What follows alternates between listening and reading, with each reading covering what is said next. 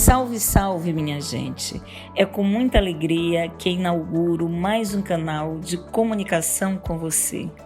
Se Eu Fosse Lima Barreto é um podcast que irá se ocupar em analisar os fatos políticos sob a lupa da literatura. Pelo que estamos presenciando no nosso país e mundo afora, temos material farto para essa mais nova empreitada. Convidamos você, caro ouvinte, a embarcar conosco nessa jornada quinzenal que aproxima, ou pelo menos tenta, jornalismo da literatura. Teremos entrevistas, teremos convidados especiais, teremos entretenimento, divertimento, mas muita reflexão e muito debate.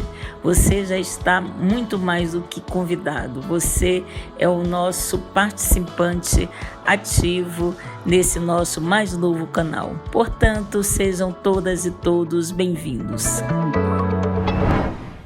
E nada mais apropriado para a gente começar o nosso programa de estreia falando um pouquinho do nosso homenageado. Eu sou Afonso Henriques de Lima Barreto, nascido a 13 de maio de 1881, na cidade do Rio de Janeiro. Eu sou filho legítimo do mulato João Henrique de Lima Barreto. Minha mãe, Amália Augusta Barreto, era filha de escravizados. E minha bisavó foi arrancada da terra máter pelo bico de uma cegonha matadora, o navio Negreiro. Eu nasci sem dinheiro, negro e livre. E eu nunca conheci um escravizado. Mas no futuro tenho certo, hein? Escreverei a história do povo negro no Brasil. Lima Barreto, como se sabe, foi um dos principais escritores do século XX. Com Lima, testemunhamos a aurora de uma república que carregava vícios e mazelas do passado que não passa. Perito em diagnosticar o cenário social e político de seu tempo, Lima retira do cartão postal das primeiras décadas do século XX elementos essenciais para se pensar o país. Atravessando ao mesmo tempo em que compunha a paisagem a ser olhada, temos com a acuidade analítica de Lima Barreto uma radiografia atemporal do Brasil. De acordo com o pesquisador Clóvis Gruner, através da literatura, o escritor significa o mundo em que vive. Este fora contra o qual se insurge, tecendo pela narrativa íntima uma revolta que, ao mirar a esfera pública, desdobra-se na própria construção de sua identidade pessoal. Esta, por sua vez, retroalimenta o espaço público no momento em que, servindo de suporte à ficção romanesca de Lima, excede sua função primeira, publicizando uma revolta gerada na esfera íntima e privada. Portanto, estamos acompanhadas e acompanhados de um pensador, de um escritor, de um leitor social que se revolta contra o seu cenário, e eu acho que, por esse motivo, o nosso podcast convoca a verve literária do Lima Barreto, a sua insurgência, a sua não adequação ao seu tempo, e eu acho que nós estamos, pessoal, no momento de seguir os passos de Lima Barreto, para a gente ler o nosso tempo, para a gente se revoltar com o nosso tempo e, quem sabe, mudar o nosso tempo. Por falar em nosso tempo, nada mais adequado do que a gente trazer um debate que interessaria muito a Lima Barreto, como a gente vai ver daqui a pouco, que é as mudanças no comando do MEC, do Ministério da Educação. O presidente eleito Jair Bolsonaro confirmou o nome do novo ministro da Educação. É Ricardo Vélez Rodrigues. O presidente Jair Bolsonaro divulgou nesta segunda-feira em sua conta no Twitter a demissão do ministro da Educação, Ricardo Vélez Rodrigues, e anunciou o professor Abraham Weintraub ao cargo. A demissão de Vélez Rodrigues ocorre após 8 recuos e 15 demissões em 3 meses de gestão. O ministro da Educação, Abraham Weintraub, anunciou hoje que deixa o cargo. O Planalto ainda não informou quem será o substituto. O presidente Jair Bolsonaro anunciou hoje o professor Carlos Alberto Decotelli como novo ministro da Educação. Em menos de uma semana, o terceiro ministro da Educação do governo Bolsonaro foi nomeado e exonerado. Milton Ribeiro é convidado para ocupar o cargo de ministro da Educação. Depois de quase um mês sem ministro da Educação e de diversas polêmicas envolvendo nomes visados para o cargo, o presidente Jair Bolsonaro anunciou um novo nome para a pasta: o professor e pastor da Igreja Presbiteriana Milton Ribeiro. Teólogo e advogado, Ribeiro é ex-vice-reitor da Universidade Presbiteriana Mackenzie. Nomeado na sexta-feira 10 como novo ministro, pouco depois do anúncio via redes sociais, Ribeiro já fazia parte do governo. É membro da Comissão de Ética Pública ligada à presidência desde junho. Se nomeado formalmente, será o 4º ministro da Educação em 1 ano e meio de governo Bolsonaro. O primeiro, Ricardo Vélez Rodrigues, deixou o cargo em abril após uma gestão marcada por crises e polêmicas, sendo a última uma entrevista em que afirmou que pretendia mudar a forma como o golpe de 1964 e a ditadura militar são retratados nos livros didáticos. Vélez foi substituído por Abraham Weintraub, que se tornou um dos ministros mais beligerantes do governo e acabou saindo em meio a tensões com o Supremo Tribunal Federal após ser gravado se referindo aos ministros do STF como vagabundos. Eu, por mim, botava esses vagabundos todos na cadeia, começando no STF.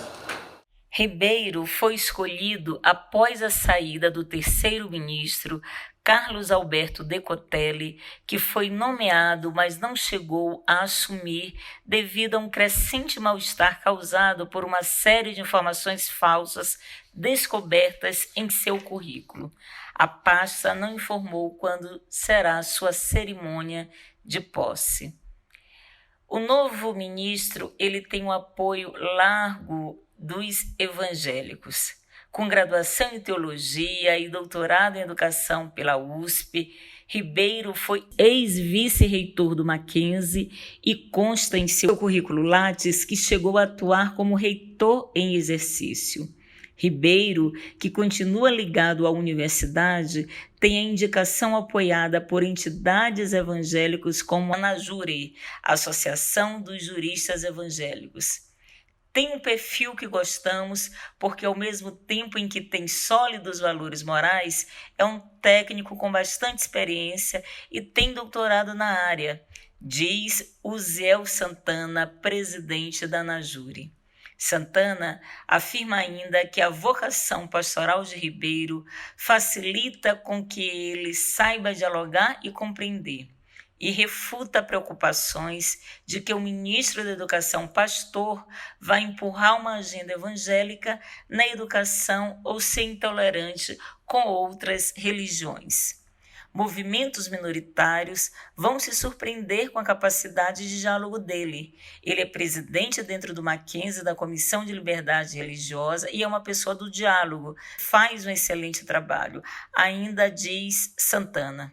Além de teólogo e pastor com especialização em Antigo Testamento, Ribeiro também é diretor da instituição que cuida da relação da Igreja Presbiteriana do Brasil com a mídia, A Luz para o Caminho, segundo consta no seu currículo Lattes.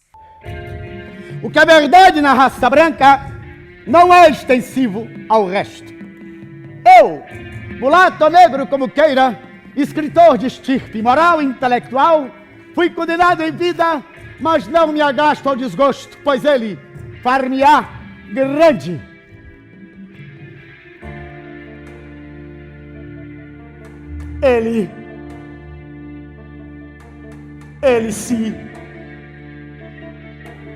Ele se solta, se incomoda,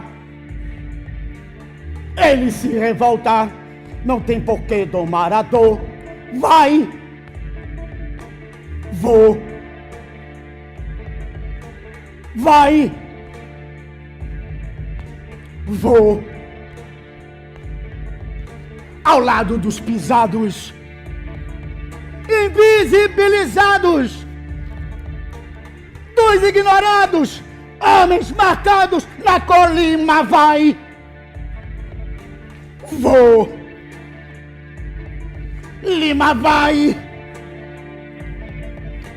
Vou. Faltava-me algo essencial, o ódio. Pois é verdade que o amor faz grandes obras, o ódio também poderá fazê-lo. Até ali tinha sido eu, a doçura, a bondade e a timidez. E vi bem que não queria, não podia e não devia ser mais assim pelo resto dos meus dias. E quase ao fim da vida eu acordei. Nada estava no lugar. Tudo virado de ponta cabeça. Não bastara, a voz de meus personagens era imperioso ouvirem a minha voz, que vissem estarrecidos a minha assinatura nas crônicas dos jornais. Era como se o mundo me estivesse esperando para continuar a evoluir. Nós, que nos dizemos fortes, temos outro forte que nos insulta, nos desafia. E se perder a aposentadoria com esta reforma, o que mais? Já não me foi tirado. Lima, vai, vou! Então, pessoal, o que nos diria um Lima Barreto face a essa dança das cadeiras, a essa instabilidade em um dos nossos principais ministérios, a esse governo errante? O que pensaria o nosso escritor do século XX? O que ele diria face a esse estado de coisas tão perturbador, tão difícil para todos nós? Lima Barreto, para muitos pesquisadores e pesquisadoras, a exemplo da doutora Silvana Lopes, ele apresenta ao longo de toda a sua produção jornalística e literária uma visão bastante atenta da organização escolar brasileira no início do século XX, especialmente no Rio de Janeiro, né, lugar onde ele nasceu, onde ele morou e morreu, e ele formula críticas à falta de especialização do ensino brasileiro, a desarticulação entre os conteúdos escolares e a realidade, a superficialidade teórica e prática desses conteúdos, as deficiências do currículo e a má qualidade de formação de professores e alunos. Em Coisas do Reino do Jambon, Lima Barreto ele já deixa claro a sua intromissão, como ele mesmo diz, em assuntos da educação. Diz o nosso autor: sempre foi uma das minhas preocupações a instrução pública. Não quero dizer com isto que vá fazer concorrência ao senhor Carneiro Leão, ao senhor Leitão da Cunha ou meu amigo Denis Júnior. Entretanto, sem ter a autoridade especial desses senhores que fizeram estudos profundos e transcendentes a respeito, tenho procurado, na medida das minhas forças, concorrer para o progresso do ensino público e disseminar as ideias que encontro aqui e ali em livros modestos que os pedagogos de verdade não têm, tão absorvidos andam eles com as coisas dificílimas de psicologia infantil e coisas correlatas. E Lima prossegue em sua crítica ácida. Ainda há dias, diz ele, nestas colunas tive ocasião de aludir a uma opinião do romancista paulista Léo Vaz sobre tal assunto. Essa opinião, como os senhores devem estar lembrados, vem exarada no seu curioso romance O Professor Jeremias, que devia estar a estas horas em todas as mãos. Agora, cabe-me a vez de dar a respeito de instrução pública a opinião de outro romancista, também brilhante, que adquiriu, não lendo compêndios ou tratados ou estudos yankees, alemães, suecos e noruegueses, mas com a observação direta da realidade. Nesse trecho, a gente percebe uma afirmação do Lima Barreto em relação ao papel, à importância dos romancistas para avaliar a educação e o ensino brasileiro. Ele costumava dizer que são esses profissionais, são esses escritores que teriam a capacidade de melhor avaliar e propor propor algumas ações, diretrizes para a nossa educação, já que eles se atinham a uma observação direta da realidade, ao contrário dos especialistas na área, sempre com um olhar para ele reducionistas. Percebam que Lima Barreto ele nem poupa mesmo as chamadas correntes novas do pensamento pedagógico, o chamado escola-novismo. Ele vai dizer a respeito: nunca fui dado a essas sabedorias infusas e confusas, entre as quais ocupa lugar saliente a chamada pedagogia. Um outro ponto importante da análise precisa do Lima Barreto é a crítica à doutomania. A gente viu que o ex-futuro ministro Carlos Decotelli, ele caiu por inflar o currículo dele. Mais do que isso, mentiu, atribuindo títulos que não existiam. E eu já até tinha comentado, né, essa tendência quase invencível das autoridades em se auto-atribuírem títulos acadêmicos. E o Lima Barreto ele vai localizar essa prática que não é de agora com uma espécie com o que ele chama de doutomania. E ele vai fazer uma crítica ácida ao ensino superior. Em um certo momento, ele até defende a exclusão do ensino superior, porque para ele ou é precário, né, há uma precariedade do conhecimento veiculado pelo ensino superior, a má formação de doutores, ou, por outro lado, serve para a subalternização, para a exclusão e para a discriminação. E aí esse é um ponto importante para a gente pensar hoje o que são os nossos ministros, o que foram os nossos ministros, não só da educação, né, de tantas outras áreas que inflam os seus currículos. O Lima Barreto ele vai dizer o seguinte em relação ao ensino superior: são quase sempre, além de medíocres intelectualmente, ignorantes como um bororó de tudo que fingiram estudar. Aquilo que os antigos chamavam humanidades, em geral, eles ignoram completamente. Não são falhas que todos têm na sua instrução, são abismo e antes que a deles apresenta.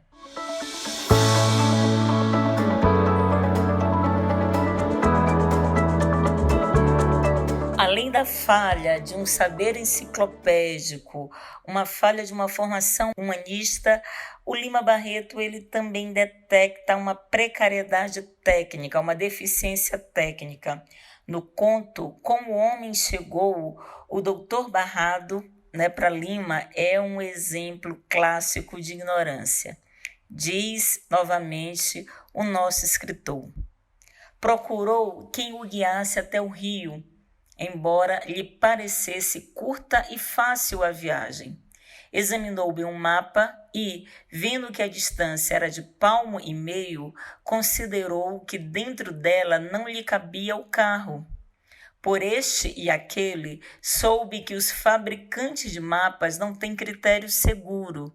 Era fazer uns muito grandes ou muito pequenos, conforme são para enfeitar livros ou adornar paredes. Sendo assim, a tal distância de 12 polegadas bem podia esconder viagem de um dia e mais. Esses trechos agora lidos só nos mostram o quanto a gente, em Lima Barreto, tinha uma percepção muito fina sobre os problemas estruturais da nossa educação. Ele pensava da educação básica ao ensino superior, com uma inclinação muito forte para pensar o ensino superior, para criticar a cultura bacharelesca, que já nascia pedante, excludente, desigual. E a gente tem um escritor que nos oferece elementos, debates fundamentais para a gente pensar o nosso século XXI, se a gente pode chamar o nosso século de realmente século XXI. Eu estou com profundas dúvidas, eu acho que a gente voltou para o século XVI e XVII, mas esse não é o nosso tema de hoje, mas a gente tem com Lima Barreto aí um arsenal muito apropriado para a gente discutir os destinos da nossa educação nos tempos de hoje. Nós ficamos por aqui, até o próximo podcast. Fique na escuta.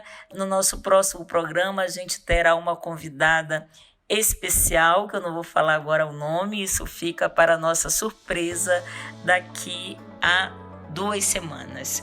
Uma ótima semana a todas.